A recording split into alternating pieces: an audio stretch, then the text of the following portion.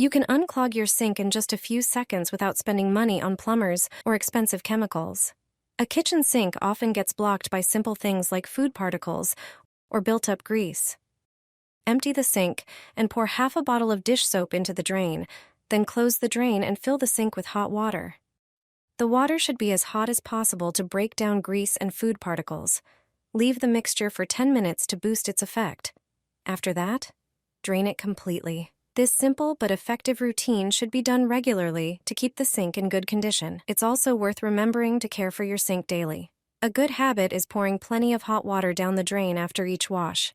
Oils and food scraps tend to build up over time, so flushing them with hot water can prevent blockages.